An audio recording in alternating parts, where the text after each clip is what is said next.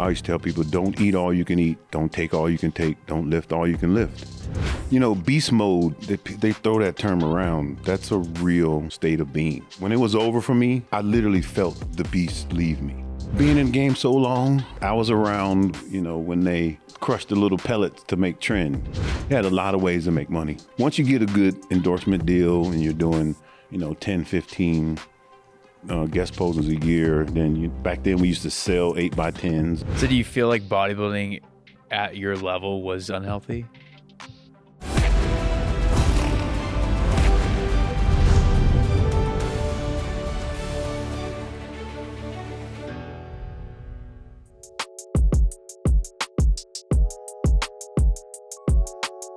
Okay, so kind of going into your career, over 70 shows. Was it, you said 72? I think I ended up with 73 or 4, I can't remember. And Drescher had how many? He got in the 80s. He got, okay. Yeah. So Johnny Jackson was in the high 70s. And then Dexter, I think he got over 80 because he stayed, you know, maybe I left in 16. He left in 18, didn't he? Something like that. Yeah. Europa Pro Show win in 2006. Mm-hmm. Sacramento Pro 2007, you won that. Mm-hmm. Third place in the Arnold Classic 07. Europa 06, Ironman 07, Sacramento 07, Tampa.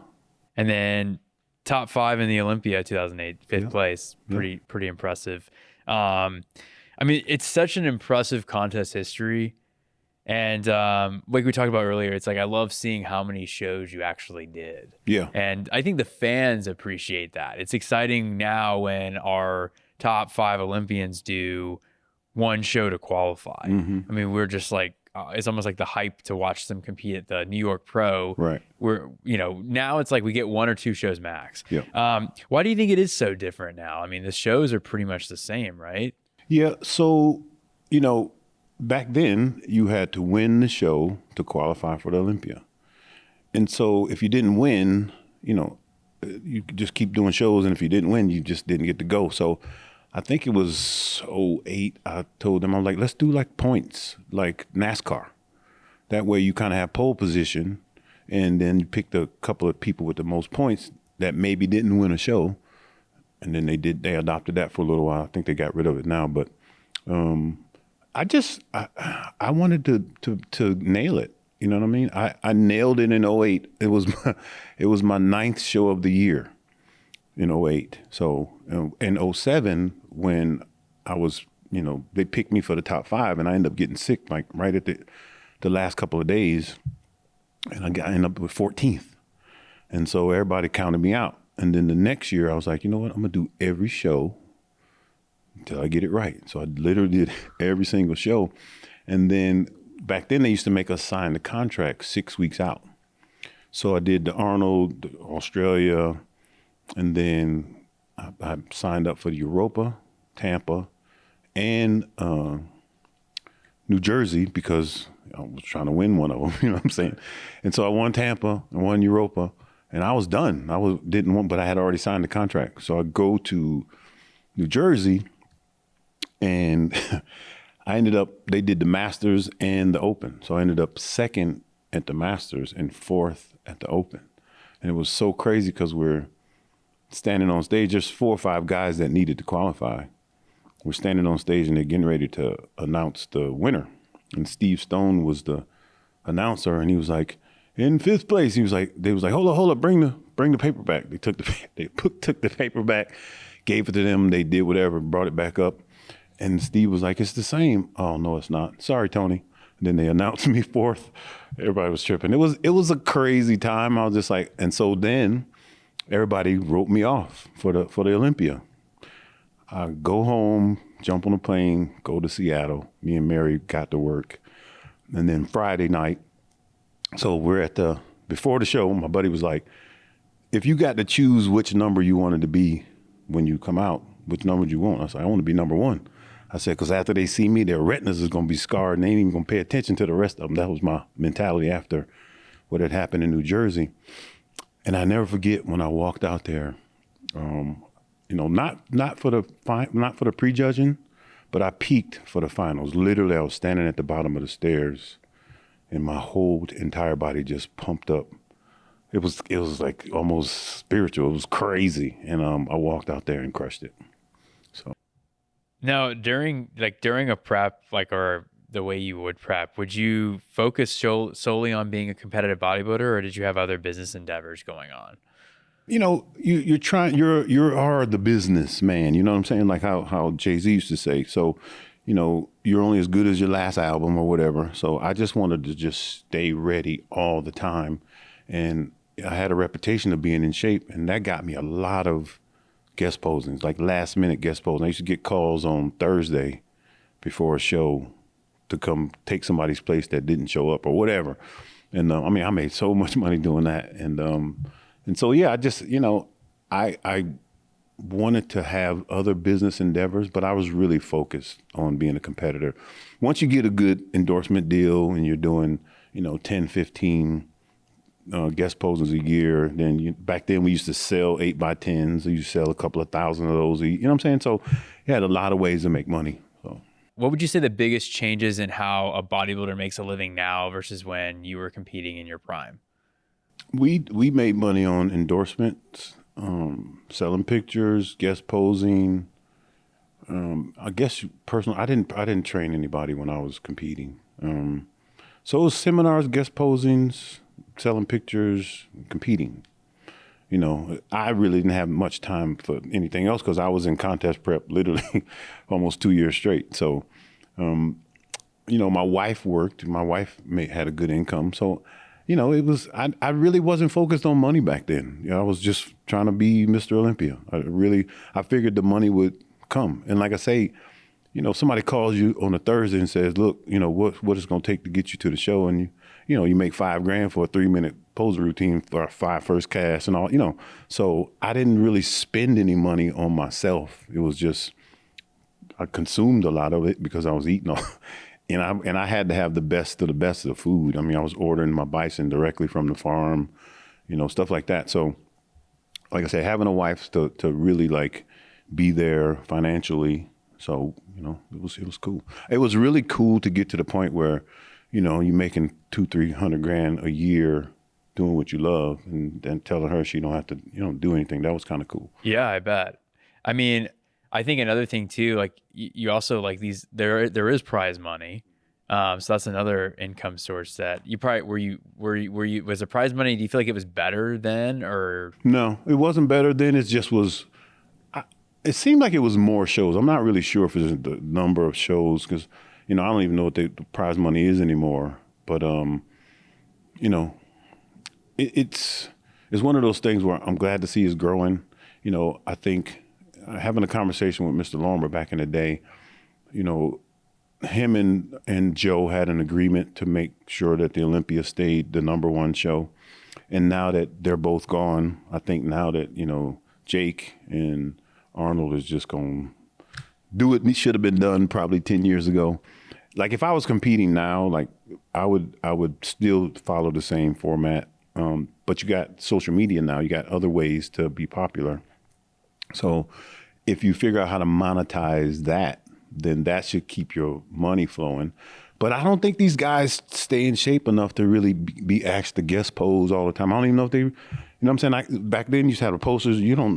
I haven't seen any guest posings. Not that they don't exist. I'm just saying it's just very few now. Yeah, I think it's definitely different. I think the fact that your condition is something that I think there are athletes that follow that, but I don't think a lot do. Because you said you were pretty much in shape close to year round. I think a lot of bodybuilders, when you depend on the gear, then you want to come off and take time off and all that. But really, it was more just staying in the zone, minimal. You didn't really. I didn't do this type of stuff. I just stayed. More like TRT type situation. Just stayed at a just a steady level, and so all I had to do was just not eat bullcrap. You know what I'm saying? Like just eating the diet food and training. You're not gonna lose muscle. You know what I'm saying? So it was a mindset. It was a mindset. Well, what do you think about the bodybuilders who are a little bit more chemically focused in regards to, I mean, they still put in the work, but like That's it what I'm seems like saying. some guys are sometimes like they can't even go on a trip because they pin every 3 hours. Yes. Like what is your Yeah. thought on that? It's crazy. It's not sustainable. And you're not, I mean, it doesn't really work like that. You know what I'm saying? Like that's why I say keep saying about staying in the zone. All the other stuff, depending whatever you're taking, because if you do it that way, you become dependent on it. And then if you can't do it, like you accidentally get locked up over the weekend, you lose 17 pounds in 3 days sitting in jail because you know what I'm saying? So I think the way that I did it allowed me to stay, and plus I wasn't really trying to be the biggest person in the world anyway. I was trying to stay tight. I was trying to just be ready all the time. I remember one year I kind of got a little slack with it. And Dave called me. He's like, "Hey, man, you need to get your shit together." You know what I'm saying? And so it just took me that little bump me back in line. So, do you feel like there were certain like compounds that you just know were the go-to that worked, or did you always kind of someone was trying something different, you gave it a shot too? Being in the game so long, I was around, when they crushed the little pellets to make trend. You know what I'm saying? Like, Yeah. I was around in that era. So, if something new came along, maybe, just depends, but a lot of times I would try something once and be like, nope, that ain't for me. You know what I'm saying? So, I didn't want to be the type of person that, I think this was the way I was raised. I was a preacher's kid. So when I left home, I was like, I want to experience everything so I can know instead of somebody telling me how it was. And once I did that, then I didn't need to do it anymore. So would you say was it hard for you when you chose to no longer compete? Was it a mental adjustment for you to downsize? And obviously you're still extremely fit, but like you weren't 295 pounds threaded. So the way that I went out, I injured myself first. And then kind of fell out with the IFBB, so it was basically no turning back. I needed something to make me quit. You know what I mean? Because if I had recovered from the injury, but I didn't fall out with the IFBB, I would have just been right back. I would have probably retired when Dexter retired. So when you have a falling out with the IFBB, It wasn't really a falling out. I was very outspoken. Yeah. I was speaking my mind, and sometimes people don't want to hear what you got to say. You know what I'm saying? So it was really more like maybe I rubbed them the wrong way, but there's no malice in my heart. So I was never trying to be, the rebel or anything like that. I'm doing 8, 9, 10 shows a year to make the sport better. You know what I'm saying? And so I'm like, can I get some kind of reciprocation? You know what I mean? Mr. Lorimer used to call me in his office all the time and just thank me for competing. He's like, these guys want to do like 1 or 2 shows a year. I was like, if I was an attorney, or if I needed an attorney, or if I needed a surgeon, I'm not going to hire the person that only done one trial a year or no cert. You know what I'm saying? Like, I'm a professional bodybuilder. I bodybuild 24/7. That's what I wanted to do. And when the promoters knew that, they would invite me to the shows, and I did my thing. I didn't win all the time, and a lot of times, it's not about winning. Sometimes it's just about showing up and making the sport better. So I had a mixture of that. So, if you traveled over to Europe, you're not really competing. It's more of an exhibition. Sure. Whoever can get on stage and still look good. I remember doing India, and so that's the first year that Phil won the Olympia. So it's Phil, Jay, and Kai. Well, we're in India. Phil just won, so he's not going to lose to Jay and Kai. But Kai scared the shit out of everybody backstage. I mean, Kai, it was insane. Like, I still got pictures on my phone.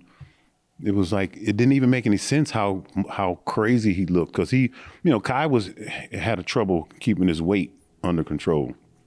Man, I think he was like 300 pounds, man, at 5'9", wow. in shape. So would you say that's the most that Kai in India, 300 pounds, stood out to you the most as like one of the most like biggest guys in real life competing against? Yeah. But like I say, because Phil looked amazing. He just won the Olympia.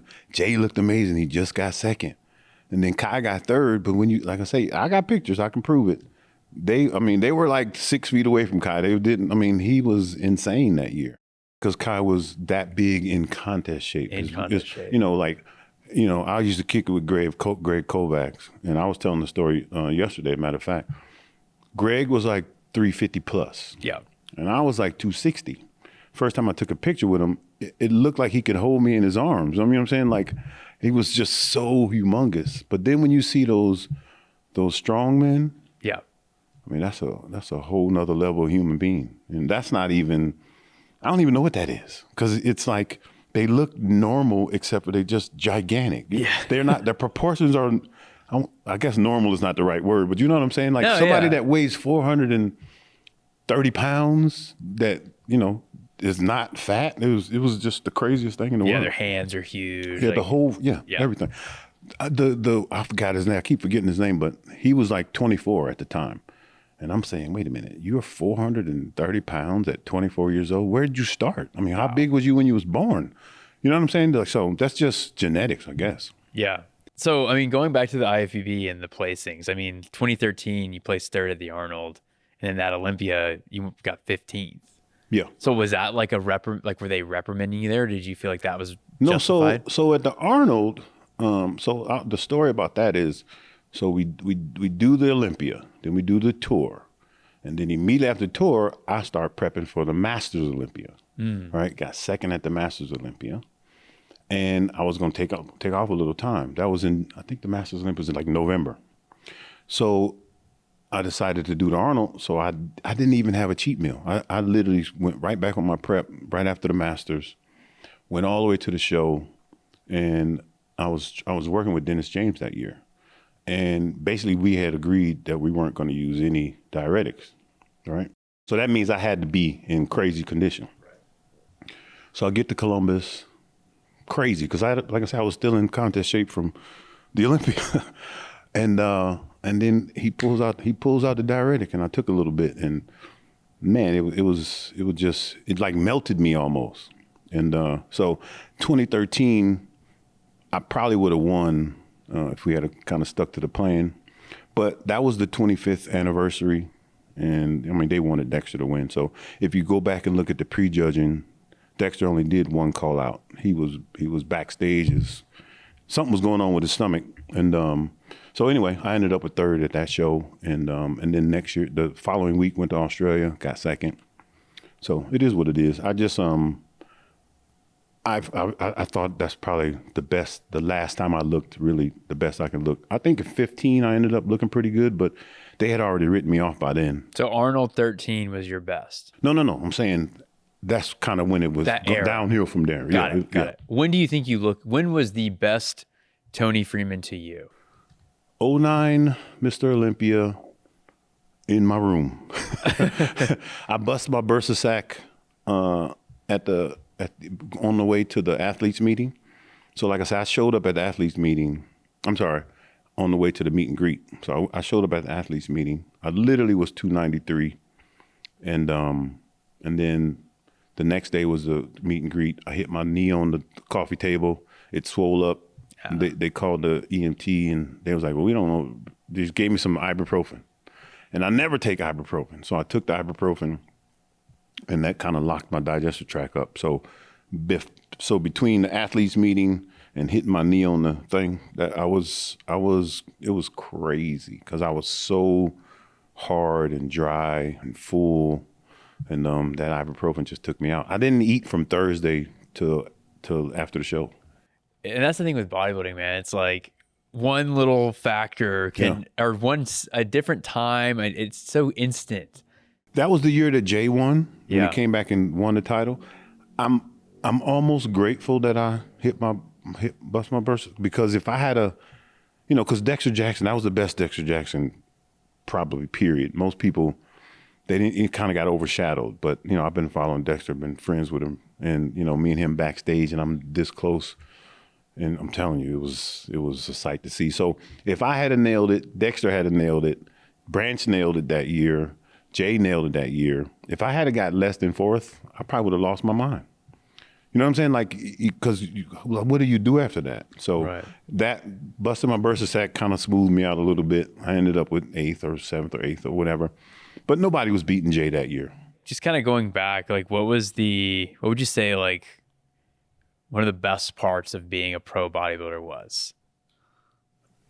I don't even know if it was the pro bodybuilder, but me being a pro bodybuilder, being 6'2", no matter where I went, no matter what the level of wealth or celebrity or anything like that, like I went to the SBs, I went to all kinds of events, you know, I'm talking about top people, and everybody was looking at me. You know what I'm saying? So it used to be so weird because, you know, like, and even my friend, he's like, bro, he's like, when you walk in a room, it's like E.F. Hutton. Everybody stops, whatever they're doing, whoever they're talking to, and looks over to like, what the fuck? So, Yeah. so that was kind of cool. Well, that was kind of cool. I bet. I mean, the height alone and the weight, the conditioning. Yeah.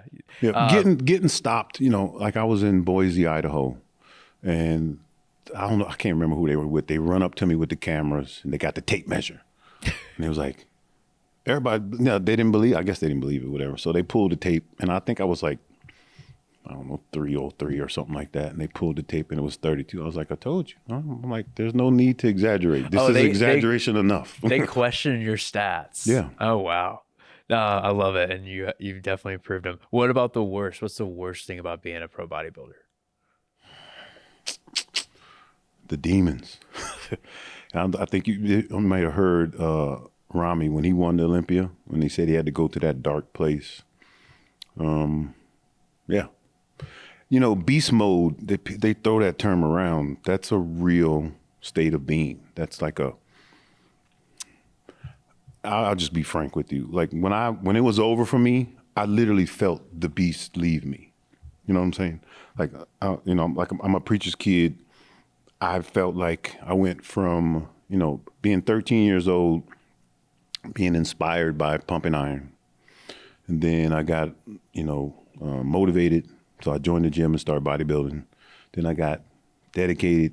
Then I got committed, and then become obsessed. Once you sniff that success or whatever, and then when you get to that top 5 in the world or top 10 in the world, it's something else that comes over you, and then you become obsessed, and then possessed. I consider it possession, because why would you do 11 shows in 1 year? Why would you do 18 shows in 16 shows in 18 months? That's not, you know what I'm saying?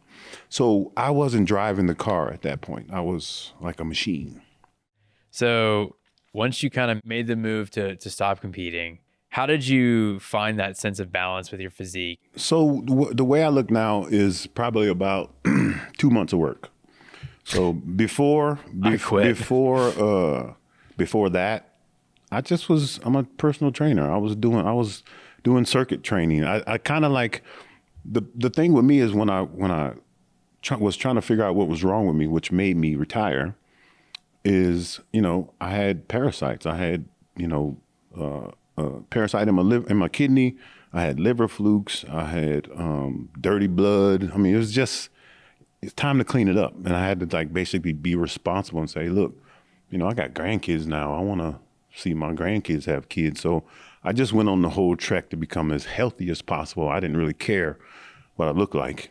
And then, like I say, a couple months ago, I just decided to train with one of my clients who I'm prepping for a show. And it kind of, you know, like starting to get the little gizmo back, you know what I'm saying? So do you feel like bodybuilding at your level was unhealthy? Yes, but that's how I learned how to do what I do, you know what I'm saying? Because I knew turning pro at 36, right? And then they wanted me to be 300. So when I turned pro, I was 249. I weighed in at 249. And it was like, you know, he won't do anything in the sport. He got, you know, because everybody was 300 back then, you know. And so going on that whole process, like I told you, I put on, like I doubled my flesh.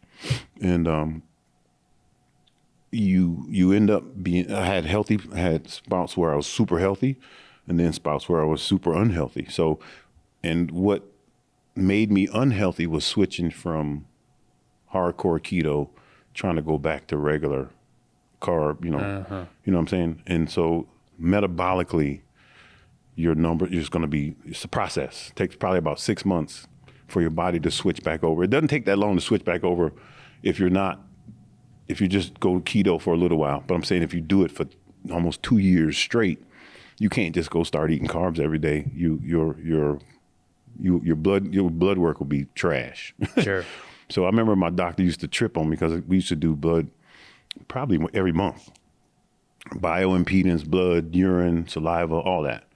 And he used to just sit him and look at my blood work like, how are you doing this? You got like the blood work of an 18-year-old. Wow. But I was like 10 cups of veggies. I was really hardcore on the health. And then one time we did my blood, he called me in the office. He was like, what's going on? What are you doing? What are you doing now that you weren't doing before? And I was like, I'm eating carbs again. He was like, it was horrible. It was trash. All my minerals were gone. All my omegas were gone. Because your body you're living off fatty acids, minerals, because you're not having a lot of carbs. So when you stop doing all the fats and the extra minerals and all that, your body doesn't want the carbs. So it goes and gets all your reserves in your stores. And I started feeling like really horrible. And that kind of woke me up too. And that's when I just kind of got back to what I knew was going to keep me healthy. And I rode that all the way out until I retired. But again, I still ended up like that because towards the end, I wasn't hardcore keto like that. And so sometimes my blood work would be good, sometimes it wouldn't be good. So I love my kids, I love my family and all that. So I was just like, you know what? I want to be around. I started looking at pictures of myself all inflamed and, you know, it's not good. You just knew it was time. Yeah. So kind of now, like, can you talk to us a little bit about like the business endeavors and goals? What are you focusing on now? Man, I got so many things going on. I'm affiliated with a couple of supplement companies, more on the executive side, got a little equity or whatever, and just trying to help them get off the ground. Doing my coaching, personal training, doing some real estate investments. I'm learning how to trade now. Okay. You know, so just I'm a serial entrepreneur. You know, never was a 9-to-5 type of dude. So I've been in network marketing since I retired. That served me very well, and so I keep that up. And just direct sales, network marketing, real estate. Like I said, I'm geared to start learning how to trade. Just, you know, stuff like that. I made a lot of money in 18, 19, 20, and then, you know, the whole world is tripping right now. And so I just learned how to live below my means. And a lot of stuff that I didn't do when I was competing, like, you know, estate planning and all that type of stuff. So I do that type of stuff now. So it's just trying to make up for lost time and, you know, working on my financial literacy, all that type of stuff. Yeah. I mean, I'm sure it's not like we like learn in school how to handle tons of money. And especially with you, most of the time you probably were getting paid as a contractor. Yeah. So you probably just had bundles of cash and, you know, coming in. So it's easy to spend it, right? Yep. I'm not a crazy spender. I spent all my money on my physique. Really? You know, people used to say, you know, because I got the same, matter of fact, it's in the shop right now. I've been driving the same truck since 2003. Even when I was making hundreds of thousands of dollars, I didn't upgrade or nothing. You didn't get the satellite dish on your, like, Ronnie? No, people used to be like, yo, man, why you ain't got no 22s on your ride? I said, bro, I got 22-inch arms. I don't need 22s. There you go. I remember when I filmed with Ronnie years ago. This was years ago. He used to be the one. When you gonna get you a Mercedes? Oh my God, man. He has some nice cars. Yeah. And I remember, I just remember asking him about, because one of the, I can't remember what it was. It might've been the Escalade. It had a satellite dish. Yeah. And he got TV. Have you ever sat in this car with him? Yeah, yeah. And he turned the stereo up. Cruising and he had the headphones hanging. I'm like, what's them for? You'll see.